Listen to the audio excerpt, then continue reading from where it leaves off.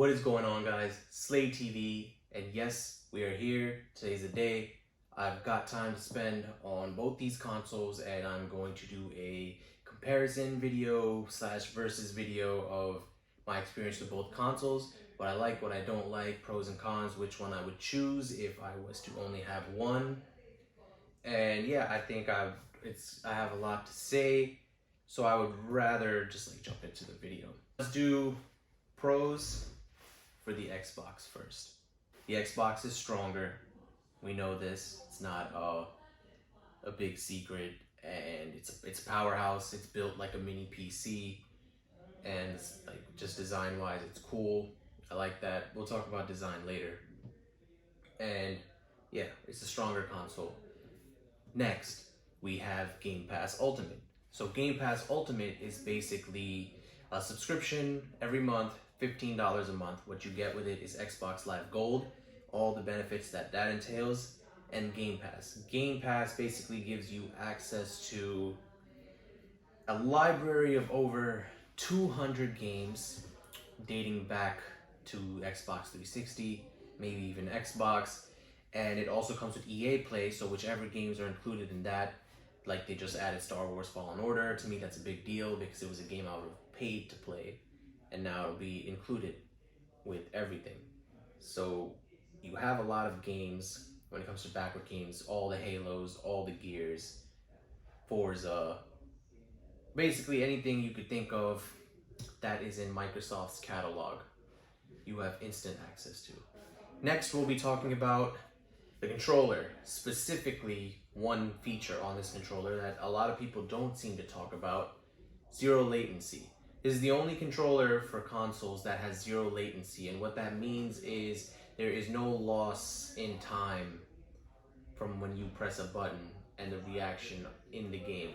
And basically, this is only a pro in the sense that it is competitive. It's a competitive advantage. I think if you play multiplayer games, especially Call of Duty, and you're one of those people that just buys a console to play the next Call of Duty, this might be the better option for you because the controller is going to give you another edge. And if it's unless you're really obsessed with PlayStation, I think it's a good reason. It's just another plus.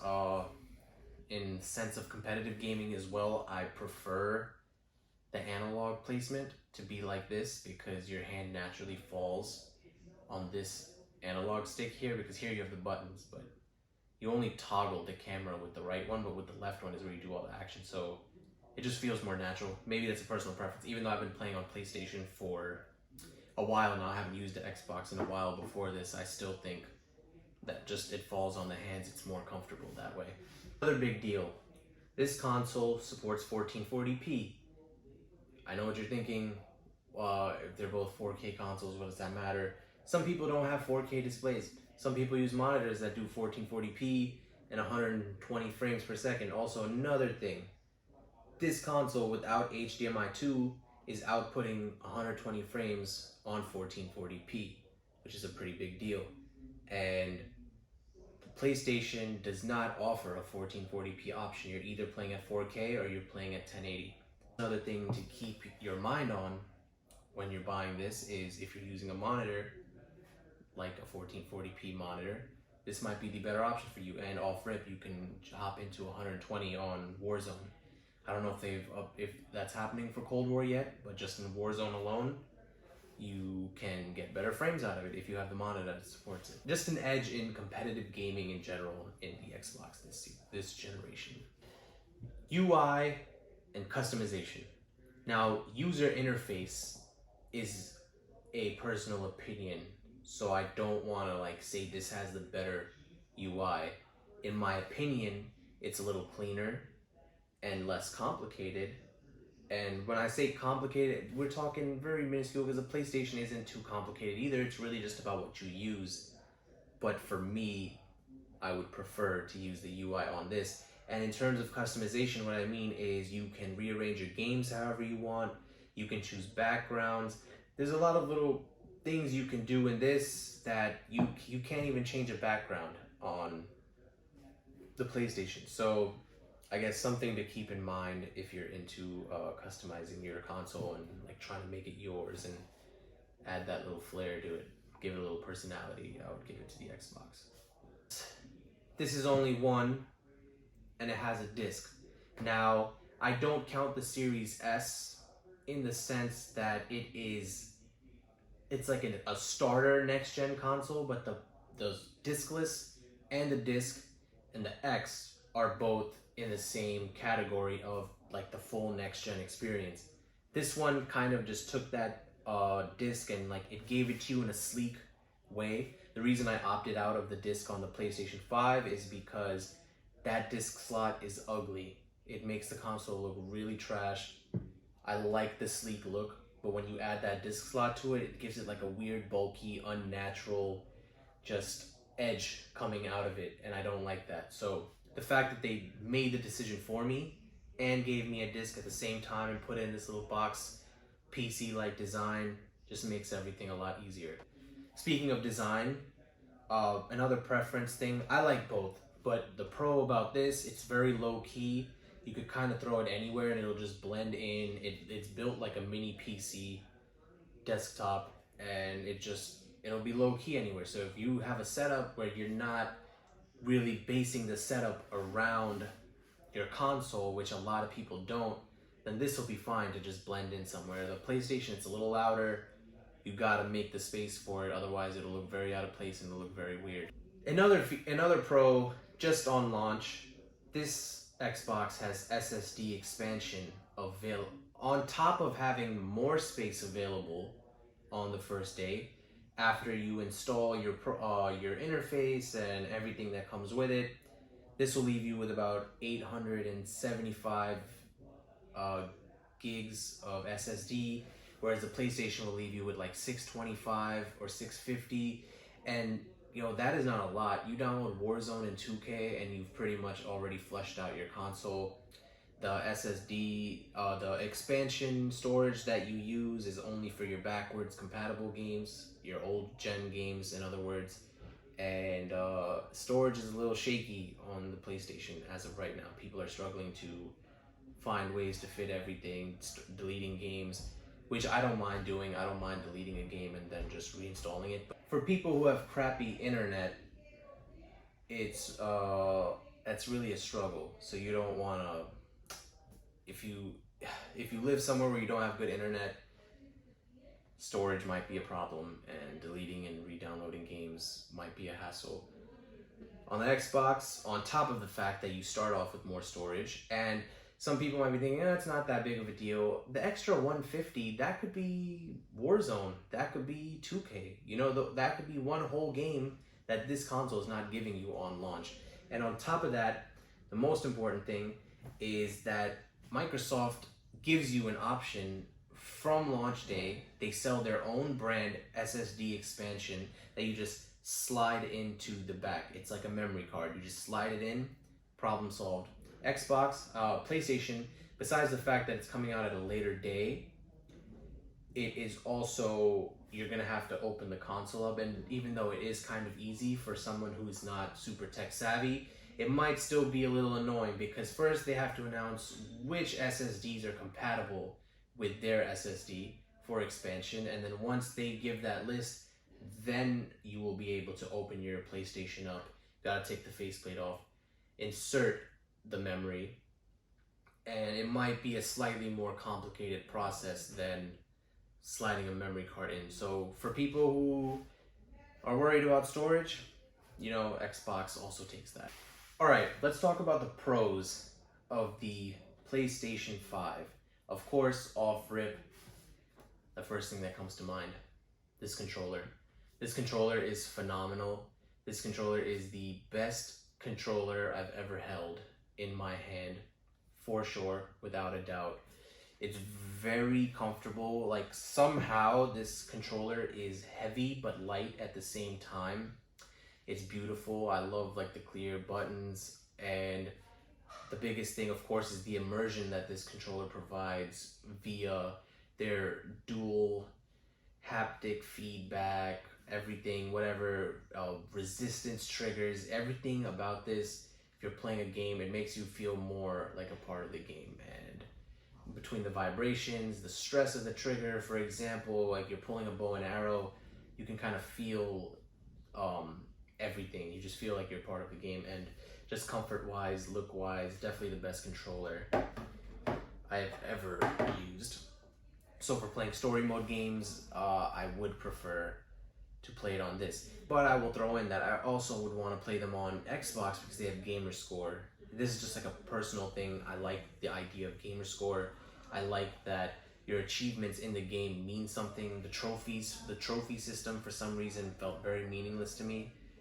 But the achievement system, racking up your score, and it's kind of like an accumulation of all your accomplishments in game.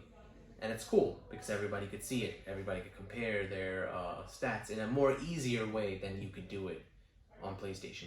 But we're talking about the pros of the PlayStation here. Next, of course, better SSD. This, even though we will get the storage expansion at a later date, this console does have the better SSD. It gives it the ability to keep up with the power that the Xbox brings because the advantage in the SSD helps speed up boot times, basically. Another pro, the accessories. The accessories for the PlayStation available at launch, their first-party accessories, are super dope. They have the DualSense charging station, they have the camera, they have the headset. They've got a bunch of, they got the remote. They got a bunch of little things that are all first-party that you'll leave kitted up. And for a lot of people, it just makes it easier to have those first-party accessories and have something that's super compatible immediately. It saves some people from making the decision of what headset to get. The charging station is very aesthetic, and it's nice to just. Another bad thing is they're all sold out everywhere too. People are reselling that too for some reason. But the accessories, definitely a plus on the PlayStation. The design, although I said the sleek design is super cool, this is very loud, this is very proud, and it is very nice. Personally, some people love it, they hate it. Me, I love this design. I love the color. I love the tower aspect of it. It's very sleek and clean, even though it's very tall. It's still like a sleek looking, it really makes you feel like you have something from the future here. Like the future is now. That's the type of vibe it gives me. And I'm a fan a lot of how this thing looks. And on top of that, this is very customizable. At the end of the day, in the future they're going to release faceplates. You don't have to worry about keeping one color. If you want to change it now, rip these off and spray paint them black. You'll have a black console. But in terms of looks, personally, I would definitely give it to this. Lastly, although I said the Xbox has quick resume, which is definitely the superior feature, PlayStation does have a feature to rival that, and that is their shortcuts apps. They're like little cards at the bottom. They basically give you the ability to jump into the game from your last save while skipping menus and skipping selecting things, difficulty, stuff like that. So in that way, it's like another bonus of the SSD, but it does give you a speedier option to jump into your games, and it's really cool that they do that. And although it's not a quick resume where you could run multiple games at once, realistically speaking, I don't really play more than one game at once. So, if I was when I'm using the Xbox, I'll just leave a game running just so I can go back to it. But in reality, it's not something that deters my gaming experience. So it's cool that they have this because if anything, it just makes it faster. Now let's move on to the cons. And there are a couple things on each console. Of course, no console is perfect. For the sake of the video, since both consoles have definitely already had a history of crashing and bugs, I'll leave those out from the cons because both consoles have had a history of crashing already. So we'll leave that out for the sake of the video. Okay, immediately while unboxing it, I noticed there was no USB-C cord in the box. Now that's weird because the controller charges with USB-C.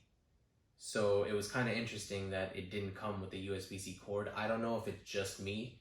I asked another one of my friends who got it. He also did not get a USB-C cord. So in a way, for me, that was like a little bit of confirmation that they don't.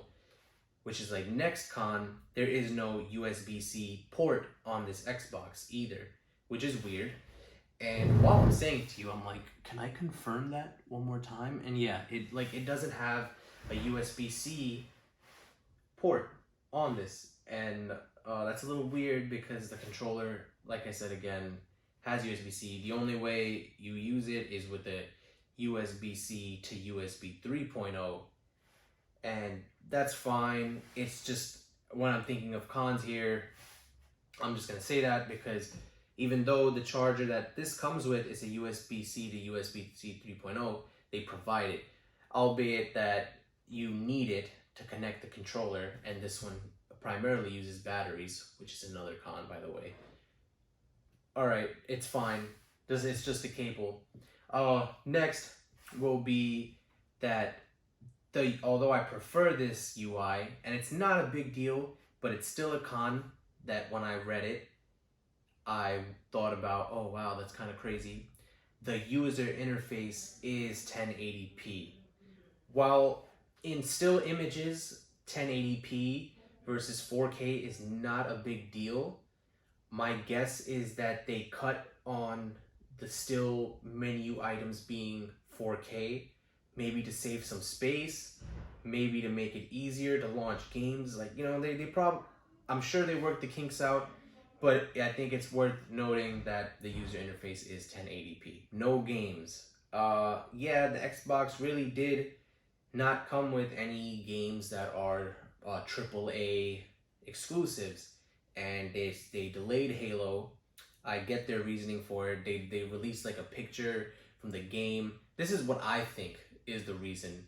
It's probably not the official reason, but they released that footage or that picture from the game. Everyone started making fun of it because it just looked terrible, and they like completely scrapped the game, I'm guessing, and like they were like, let's push it back. Let's make sure the next glimpse they get of Halo is going to be phenomenal.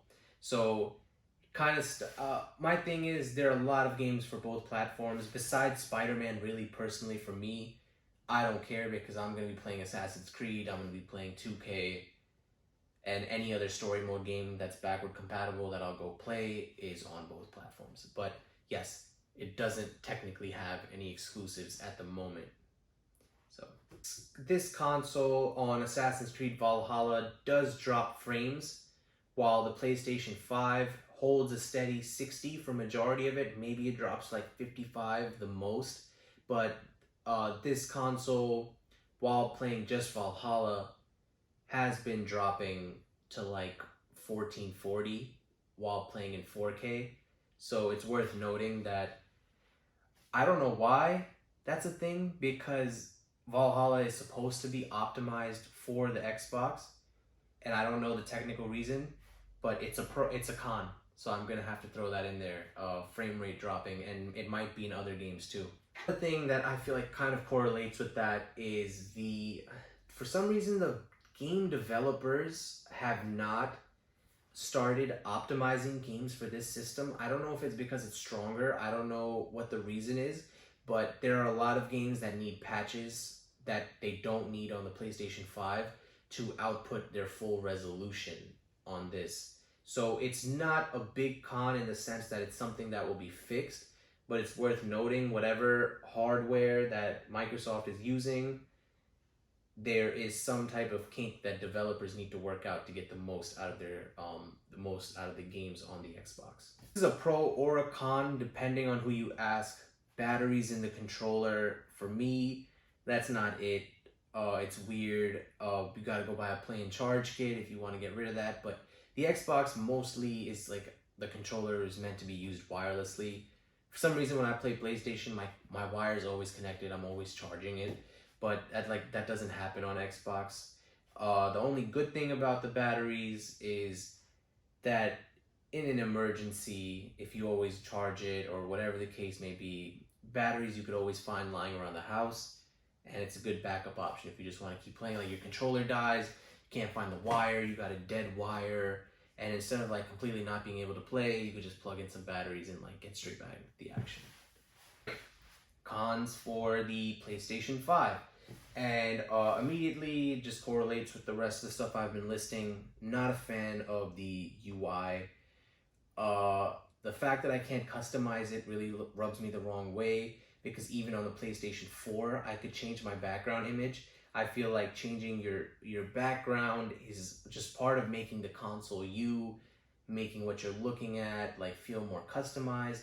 And this console really just focuses on when you hover over an app or a game or something, it changes the background to whatever you're hovering over. And they just did not implement a method for you to just have another image in the background. So in terms of that, and in terms of the fact that I can't organize my games in like the order I want, because sometimes you want that aesthetic. Maybe you want to do it alphabetically. Maybe you want to do it whatever games you play recently versus latest, or you want to make an order of I'm gonna play this, and that.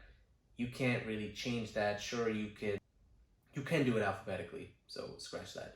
But besides that, you can't really order them in a way you want. And the new UI, like I said, it's an opinion thing. I'm not too much of a fan of it, which leads me into the next con, which is the party system. Now, I see what they were trying to do for the party system, but in my opinion, it's just not, it's not it. I think it fails, honestly, in what it was trying to do. Now, if you want an example for how this party system is set up, I would say if you've ever heard of Discord, they kind of have a party system set up where you hop in, it's a group party, right? So the PlayStation kind of has that, like anytime someone's on Discord, they just hop in the group chat in the party. Whoever's in there is in there. And on paper, yes, it was a good idea, but the problem is that there are just too many different issues with everyone making different parties and just jumping into them. You jump in, you're like, hello, is anyone in here? No one's in here, but you see everyone's online. They don't tell you who's specifically in the party, which is very annoying. Like, it'll show you they're online, it'll make it look like they're in the party, but they're not, and I think it's just a waste of time. I like the fact that you could just make one party and whoever's online will just hop in there. If it ain't broke, don't fix it. They went for something very different, and maybe if enough people complain about it, they'll change it, but that's something people are willing to admit is annoying. They might just try to get used to it, and that's like really my opinion on the party system. It's just like, it just gives me a headache. If I want to talk to just one person, I have to go to like a voice chat with them, and it's just like, it's just complicated and definitely not something I want to deal with. You can't organize your games the way you want, and for me, someone who likes to have like that personal touch on their console, which is weird because last generation you could literally put a background image, so the fact that you can't on this, weird. They don't have anything to rival the Game Pass yet. Sure, the PlayStation system is PlayStation Plus comes with a couple games, God of War, Last of Us, Monster Hunter, Mortal Kombat. It comes with a handful of games, but definitely not something to keep you occupied for a long time. We got 10 games versus 200 in what is included. That easily just is a big con for me. They said they're working on something to rival it. The only thing I could think of at the top of my head is to make PlayStation Now included with PlayStation Plus and make it one thing. But at the same time, even PlayStation Now doesn't have as many games as Game Pass. Honestly, that's really it. We already discussed the pros of this, which make cons of that. No 1440 or system, and no expansion on launch, so you're kind of just pretty much stuck with whatever you got for a while. And that's kind of crappy for people with slow internet, like I was saying.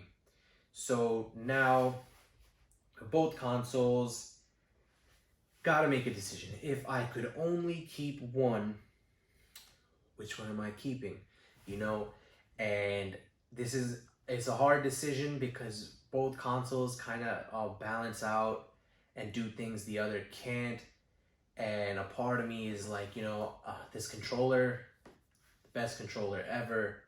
Story mode games, immersion. For the more casual gamer, I would definitely say the PlayStation is cooler in the sense that it gives you more out of that casual experience. but then the Xbox gives you more games, backward games, even though not first party games, next gen games, don't go crazy, just in the sense of variety. Call of Duty will probably run better on this. We got the frames, we got the 1440, and for a lot of people, that's a thing. Personally, if I was to make a decision, like I could only have one right now, I might lean towards the Xbox purely because I'm a very casual gamer, but I'm also heavy in the multiplayer vibe. So for me, I could definitely do both easier on this. It would be very hard to give up this controller. Luckily, we don't have to choose. Guys, if you have to take away from this too, you don't have to choose. You could have both if you want. Of course, I know they're both expensive, but just saying in the sense of at some point you could eventually get your hands on both.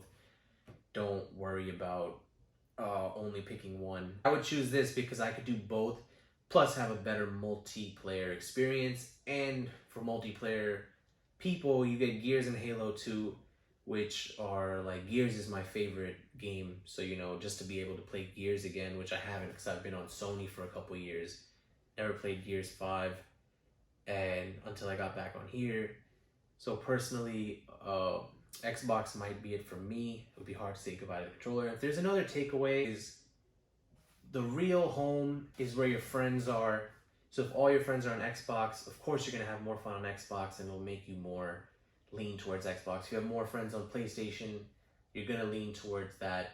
That's really where you're gonna have the most fun. So if you're like making this decision, but all your friends are on PlayStation, but you really want an Xbox, just get the PlayStation because you'll have more fun in that group experience. I have friends on both consoles, so I can kind of just go back and forth and be with whoever and play whatever game I want to play that day moment.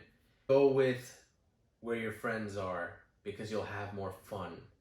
Like the last thing you want is like you decide, okay, Xbox is the better console, you buy it, you get online, you have no one to play with, and then you like are SpongeBob in that meme where he's looking out the window, not Squidward where he's looking out the window at SpongeBob and Patrick. That's gonna be you.